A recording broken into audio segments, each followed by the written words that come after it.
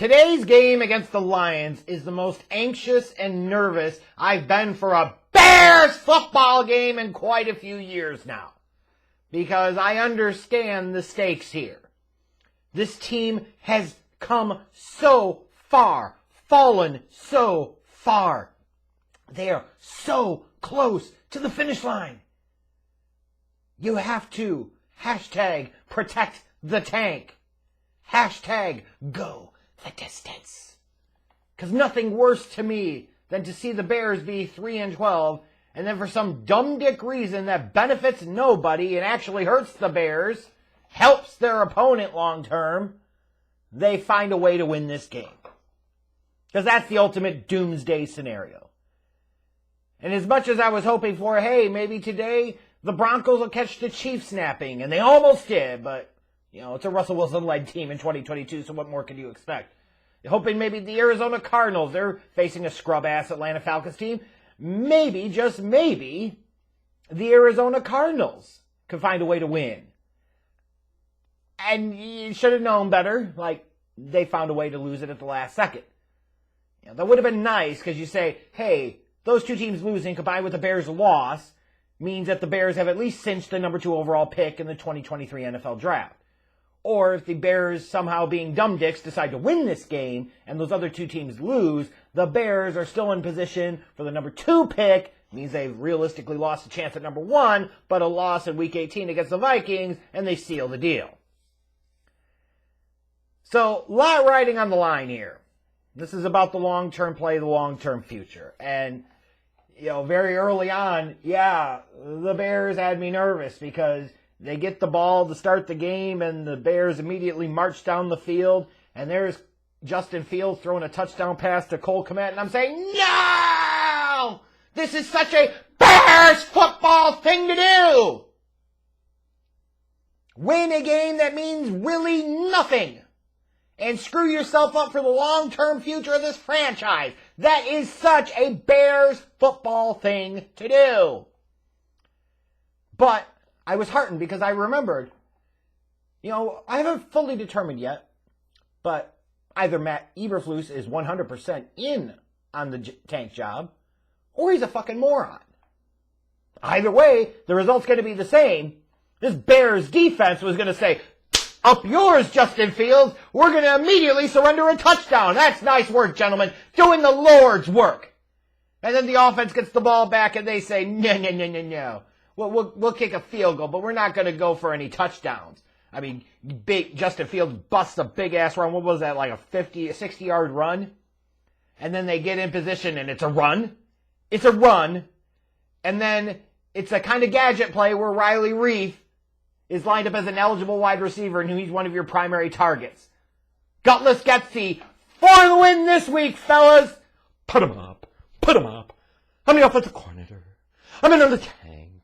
Anybody can throw for touchdowns, but it takes a real man to snatch field goals out of the jaw of touchdowns. It was magnificent and beautiful because it's all about the long-term goal here. But honestly, as this game started to open up in the second quarter, you know, this was starting to piss me off a little bit because the only thing you can't do at this point, other than win, obviously that would be a disaster, but almost equally as disastrous, is if you have some guys that you're really counting on as being the core for the 2023 team suffer some serious injuries that could put them at risk. Like you wonder, why the hell was Tevin Jenkins playing today? He didn't last that long, but then he's out again with the injury, misses the rest of the game. Shut him down! Why are you bothering at this point? And then you've got a 3-12 goddamn team, and for some particular reason, your offensive coordinator, the gutless Getsy himself, decides that he's going to have design quarterback runs. Why would you put this quarterback at this point in a position to take unnecessary shots? Put him up. Put him up. The young man's got courage. I don't have a lot of brains, but he's got courage. The Bears are lucky because Fields got hit a lot today. A lot. And when I say a lot, like, let me count here. How many sacks was it? Was it 5 sacks? No, it was 4 sacks, excuse me. It was 4 sacks. Like, you want him getting hit that much, not to mention the runs? like Justin Fields ran 10 times. Like, it's a lot of hits for your quarterback. They're lucky. They keep fucking around here. They're going to jack up things for 2023. Especially if this was going to be your approach. Because God knows in the passing game, you were going to be total bullshit yet again. I mean, I look at the passing totals. Ignore the rushing stuff with Justin Fields. Whoopee, he passed Michael Vick. He's now second most single-season rushing yards for a quarterback. Who gives a crap? Look at the passing numbers. 7 of 21 for 75 yards, a touchdown and a pick. And even that pick at the end of the first half, I was kind of like, my dude. He said no. Not only is Gutless Gutsy a genius, and he says, hey, we have no timeouts. Let's not try to actually run anybody down to score a touchdown. Let's just run a bunch of short routes, even though the Lions are playing that shit. Not going to let us get out of bounds and get a field goal. Let me just lob it up and let Aiden Hutchinson of all damn people pick it off in zone coverage. Like even Justin Fields, it felt like, was in on the tank at some point in time today. Especially in the passing game, because this passing game sucked. Oh, again, big surprise. The Lions' protection sucked. Like, if anything, I take heart is some people looking at this and saying, yeah, you know what, maybe Braxton Jones isn't the dude that you should be counting on to man the blind side in 2023. Yeah, maybe the Bears do need 4 offensive line starters. Y'all think? Y'all think? Like, this is bad. I mean, it's a rough watch, but at least by the time you got to halftime, you're feeling pretty good if you're thinking big picture. And then the third quarter eliminated all doubt. Like the offense went into full Nagy mode. They weren't doing shit. And that defense was full of Eberfuel. They were just giving up yards and points left and right. It was beautiful to watch. And thankfully, the Bears get the job done. They protect the tank. The Lions win 41-10. They needed this win. Now they've got to win in Week 18, get some help in order to get themselves into the playoffs. Meanwhile, what does this win do? This win for the Lions puts them closer to the playoffs.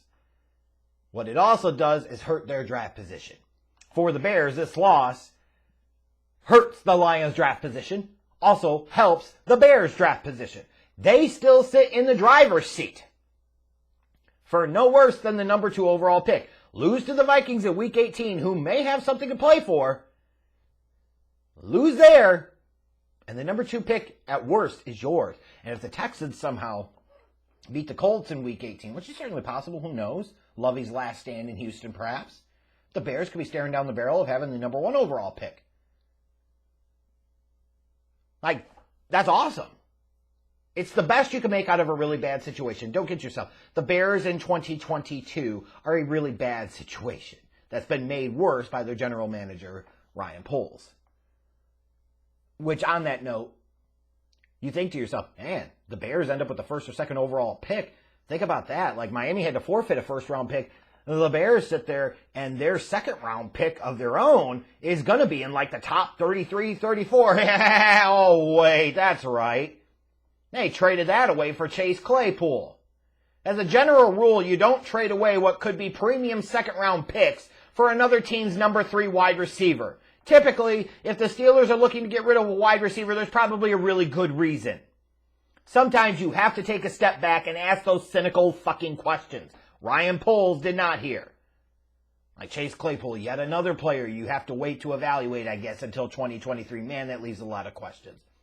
So on the one hand, it's great to talk about the picks, and it's great to think about, oh my goodness, all the money they have to spend in free agency. But seriously, what makes you think that Ryan Poles is going to get the job done this offseason? What makes you think that he knows what the fuck he's doing? What makes you think that this coaching staff is the right coaching staff for Justin Fields and for this team? What makes you think? What makes you believe? What makes you so goddamn cocksure that the Bears are going to go on some massive turnaround in 2023? Look, it absolutely could happen, but it absolutely might not. And Ryan Poles may be more like Phil Emery and much worse than Ryan Pace. It's all possible here, folks. It's all possible. Like, in terms of positives from today's game, it is the fact that the Bears lost, that Justin Fields didn't suffer a serious injury, and honestly, that's about it, right? I mean, like, what else is there? Their run defense was atrocious. Detroit had 268 rushing yards or some crazy shit like that. Jared Goff threw for 3 touchdowns on them. So their poor run defense was matched by their equally pathetic pass defense. That's how I look at it. They got absolutely no pass rush all day. You could go on and on and on. There are not a lot of positives here. There really aren't. One more game to go. You did it, fellas! Just one more game to go. Go the goddamn distance. Winning builds a culture, my ass.